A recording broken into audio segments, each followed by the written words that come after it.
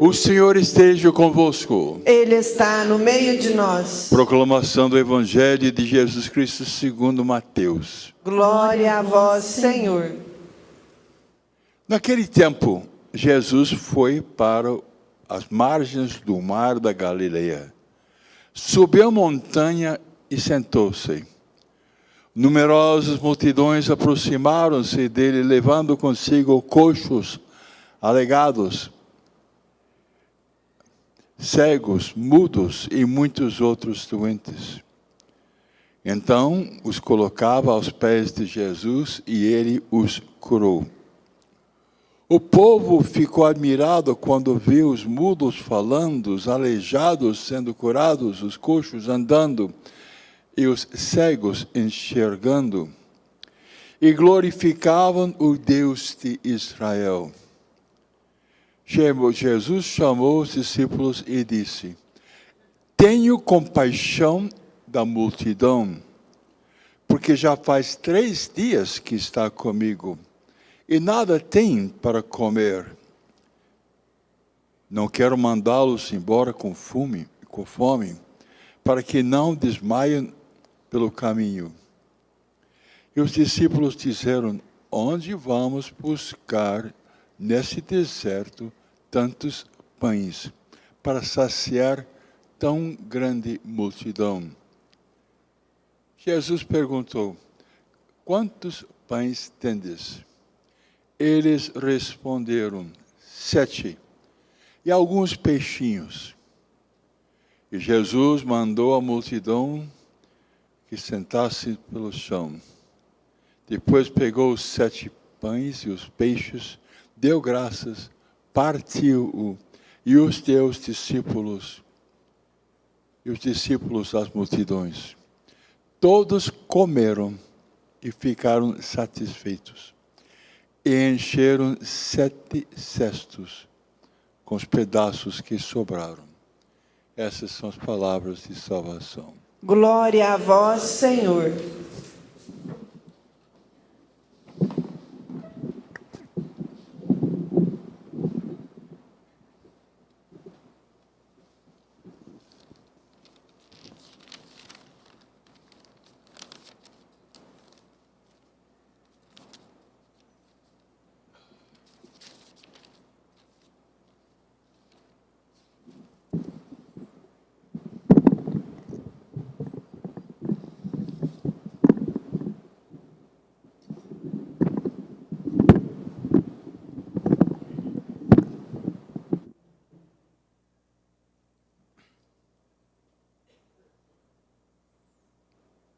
Na primeira carta de São Paulo aos Coríntios, capítulo 2, versículo 9,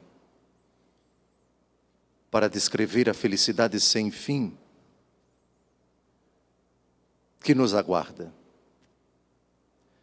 O apóstolo Paulo utiliza tons muito sóbrios, e essa é a temática de toda a Bíblia quando o assunto é a eternidade. O que os olhos não viram, o que os ouvidos não ouviram, isto Deus preparou para aqueles que o amam. Porque a Bíblia é tão sóbria? Porque ao longo de toda a Escritura, quando se trata da vida eterna, se fala tão enigmaticamente? Talvez a resposta seja esta. Partindo desse texto paulino, se nos fosse explicada com minúcias a realidade grandiosa da eternidade, se nos fosse dito com detalhes o que é que o Senhor nos preparou, nós ficaríamos tão empolgados, tão empenhados, tão desejosos, tão sequiosos da vida eterna, que a vida aqui na terra poderia perder significado, perder sentido. Olharíamos para as pessoas que nos cercam e talvez não daríamos o devido valor a elas, em comparação com aquilo que já nos fora revelado. Por isso, em se tratando de vida eterna, a Bíblia fala muito pouco, não entra em detalhes, nem o próprio Jesus Cristo. Aliás, quando ele fala da vida eterna, detalhes da vida eterna, ele diz, no capítulo 14 do Evangelho segundo João, não se perturbe o vosso coração, credes em Deus, crede também em mim. Na casa do meu Pai há muitas moradas. Não for assim, eu vou-lo teria dito, pois vou preparar-vos um lugar. E quando ele estiver preparado, voltarei e tomar-vos-ei comigo, para que onde eu estou, vós estejais também. Aqui são as palavras que Jesus utiliza para descrever a vida eterna. Perceberam que ele não entra em detalhes, mas também o que ele diz é o suficiente. Para que onde eu estou, vós estejais. Existe definição melhor para o céu? Estar com Jesus, habitar com Jesus, conviver com Jesus. E nele, conviver com o Pai na força do Espírito Santo, juntamente com os anjos bons e com todos os santos.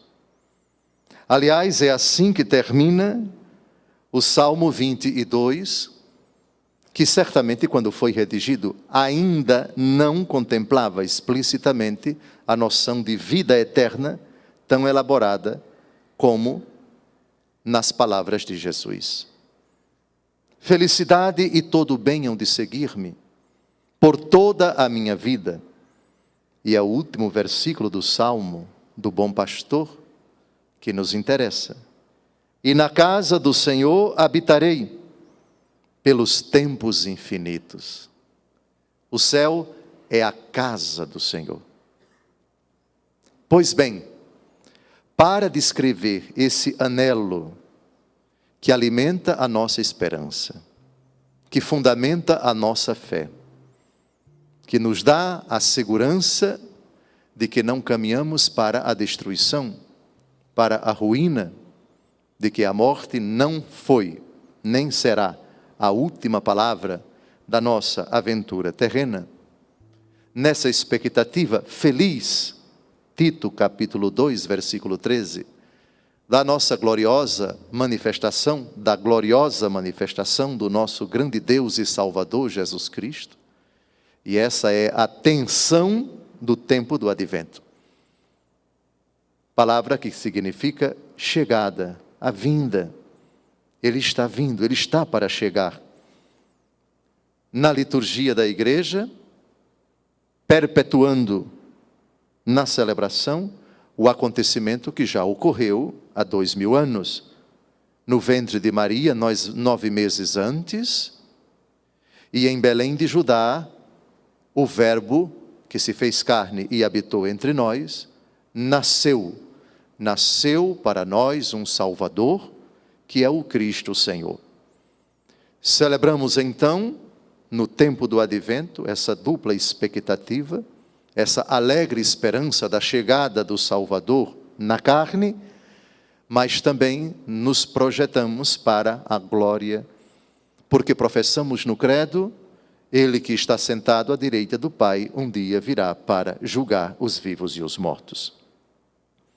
As 3 leituras que nós acabamos de ouvir centram suas atenções sobre essa temática. Como eu disse no início da homilia, a eternidade é tratada na Bíblia em tons muito sóbrios. E normalmente, tanto no Antigo quanto no Novo Testamento, as imagens são muito sugestivas e tiradas da convivência humana. Imagens que denotam alegria, felicidade. Reparem, felicidade e todo bem hão de seguir-me. Pergunto a vocês, quais são os acontecimentos sociais da convivência humana que denotam ao mesmo tempo intimidade, e na casa do Senhor habitarei, para que onde eu estou, vós estejais também? A Bíblia lança mão de uma imagem que para nós é muito cara. a imagem da ceia, a imagem do banquete, onde ao mesmo tempo nós percebemos fartura e também intimidade, espontaneidade, onde os convivas e os comensais, convivas porque convivem, comensais porque estão na mesma mensa, mensa em latim é mesa, e a não ser que se trate de um doido varrido, nós só convidamos para a nossa casa, para desfrutar da nossa comida, para experimentar momentos de alegria, as pessoas com quem temos intimidade, com quem temos proximidade, as pessoas que fazem parte da nossa vida íntima. Só um maluco é que vai convidar para sentar-se à sua mesa um inimigo. Não, de forma alguma. Aliás, por falar em inimigo, o Evangelho, o Salmo que nós acabamos de ouvir diz: preparais à minha frente uma mesa bem à vista do inimigo. Ou seja, o inimigo está de longe. Está de longe. Ele não está participando do banquete, da mesa. Lembram de Lázaro e de pai Abraão, na parábola do Lázaro e do rico Epulão?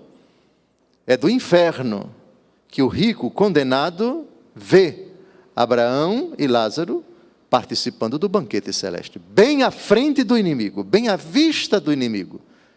Inimigo não é convidado para comer. Inimigo não é convidado para se alegrar conosco, para desfrutar da nossa intimidade e da comida que nós fazemos questão de possibilitar com abundância e com fartura. Pois bem, vamos então descrever na primeira leitura, no Salmo já fiz uma alusão, e no Evangelho de hoje, de uma forma inusitada, a segunda vez que Jesus multiplica pães e alguns peixinhos.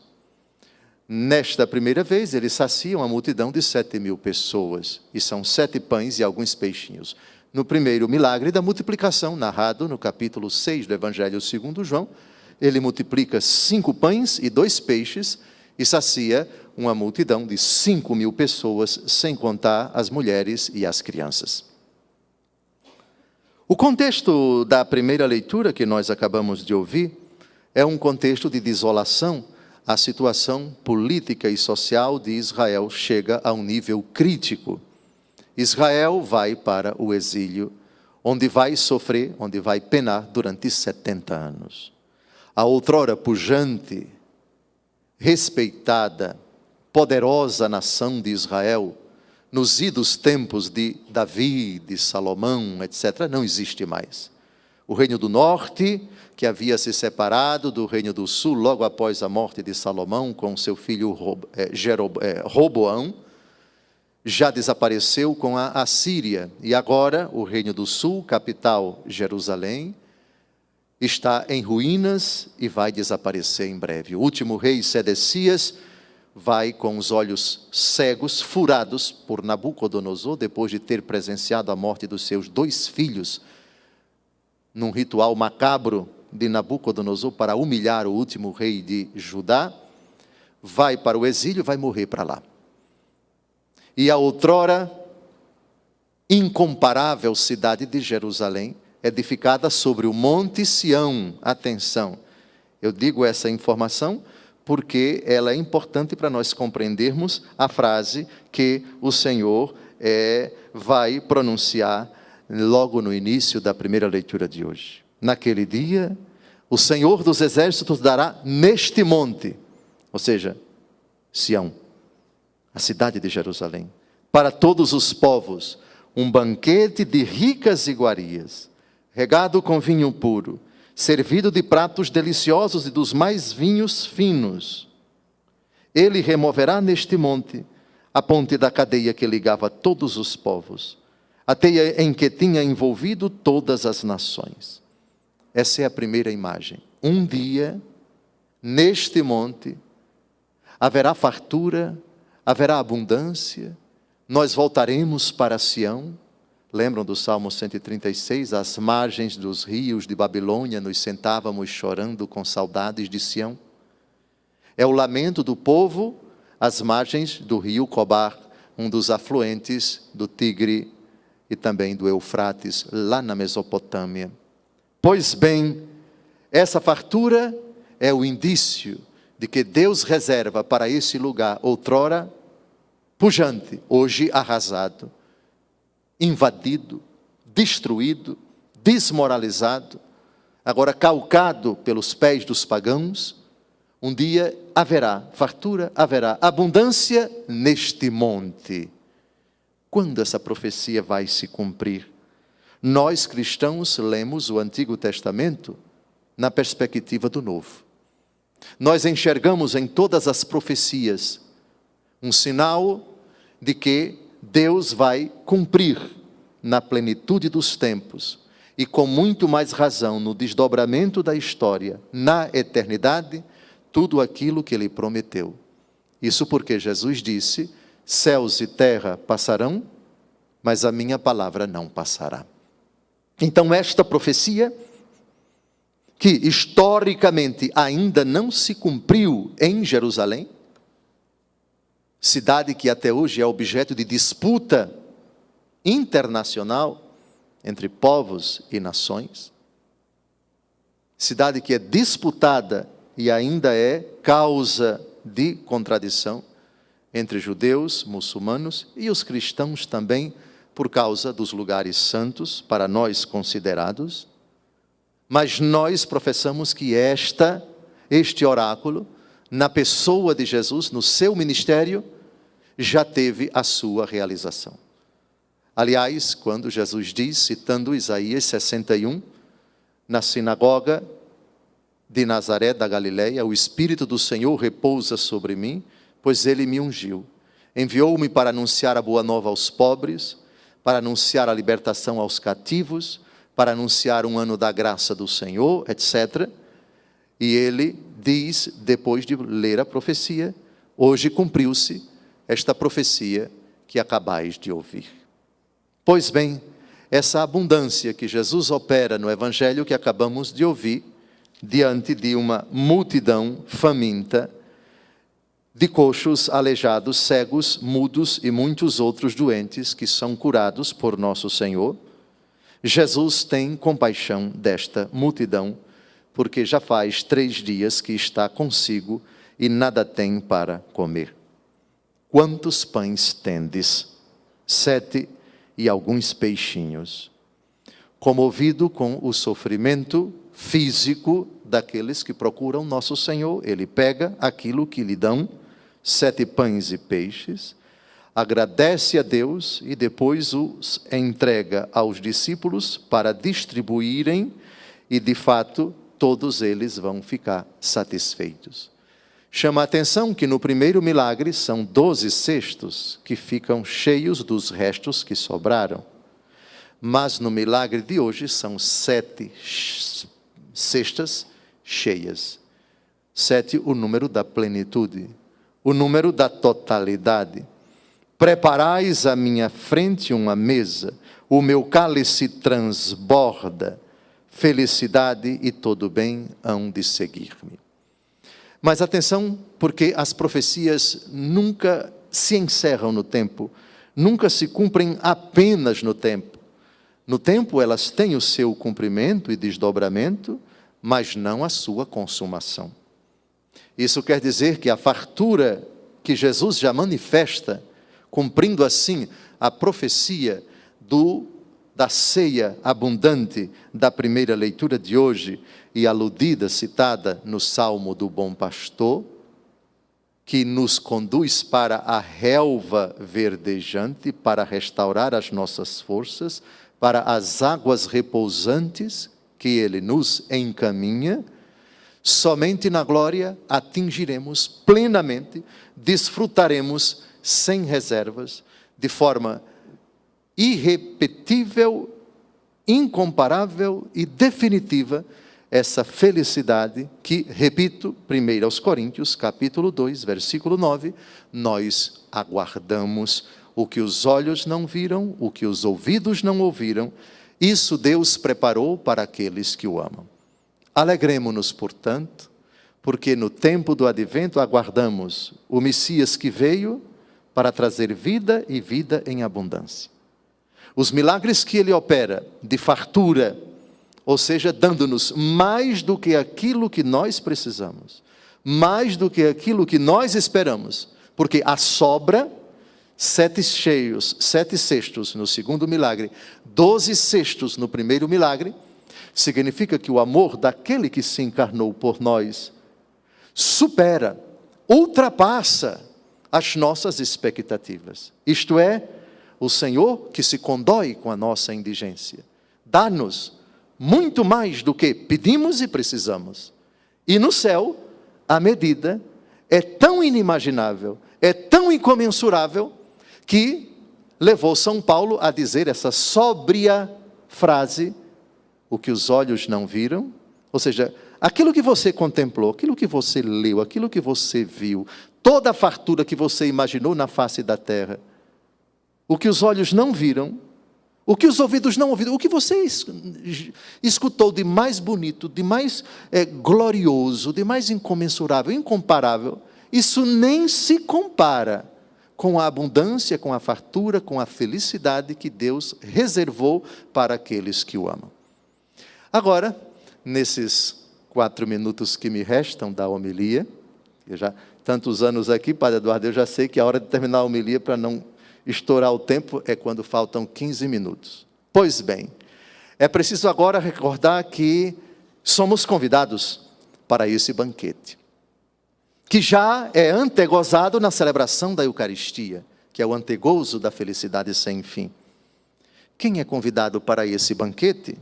Apocalipse capítulo 19, versículo 9. Felizes os convidados para a ceia das núpcias do Cordeiro. Essa frase é tão importante que ela é citada na missa. Felizes os convidados para o banquete nupcial do Cordeiro. Literalmente, o sacerdote, antes de levantar o corpo de Cristo para dar a comunhão a todos, para comungar e dar a comunhão a todos, pronuncia essa palavra. O céu descrito como núpcias, como festa de casamento.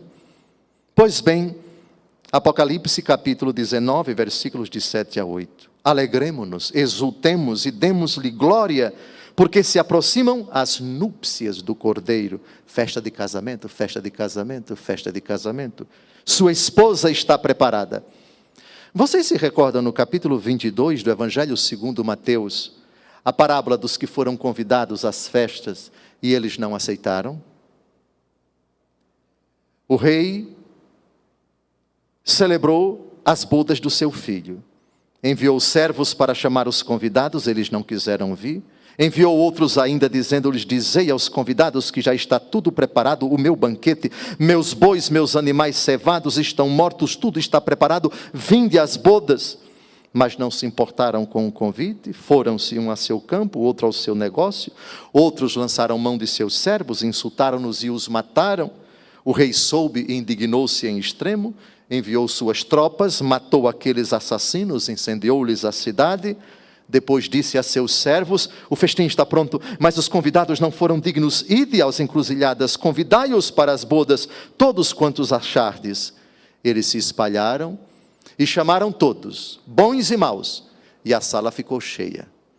Aí o rei entrou na sala, e o que foi que ele encontrou? Um que não tinha veste nupcial, um que não estava vestido. Que veste é essa? Por favor, Apocalipse 19, 8. Foi-lhe dado revestir-se de linho puríssimo e resplandecente, pois o linho são as boas obras dos santos. Aí o rei diz para ele: amigo, como é que você entrou aqui sem a veste? E ele não pronunciou uma única palavra. E aí o que é que o rei diz? Amarrai-lhe os pés e as mãos e lançai-o nas trevas exteriores. Ali haverá choro e ranger de dentes, porque muitos são os chamados e poucos os escolhidos. Eu precisava terminar essa homilia com esse contraponto, para que ninguém se anime irresponsavelmente com o convite das bodas. Fiquemos alegres com o Salmo 22. Preparais uma mesa para mim, e na casa do Senhor habitarei pelos séculos sem fim. Certo, correto. O banquete gordo, farto, fausto da primeira leitura, certo. A fartura que Jesus possibilita no Evangelho de hoje, certo. Mas, por favor, Convidado você está para a festa das bodas, e a festa das bodas é a festa do casamento de Cristo com a igreja, e ela foi selada com o sangue de Cristo, que nos lava e que nos purifica. E na hora em que o convite é lançado, o convite significa esse: convertei-vos e crede no Evangelho. Se você não aceitar essa condição, ou seja, se você não se dispuser a se desfazer da roupa suja, o pecado, e vestir a roupa de linho puro, que são as boas obras, a caridade, você vai entrar no lugar errado, não será digno de participar dessa festa. Chamado, mas não escolhido, será colocado para fora. Louvado seja nosso Senhor Jesus Cristo. Para sempre seja louvado.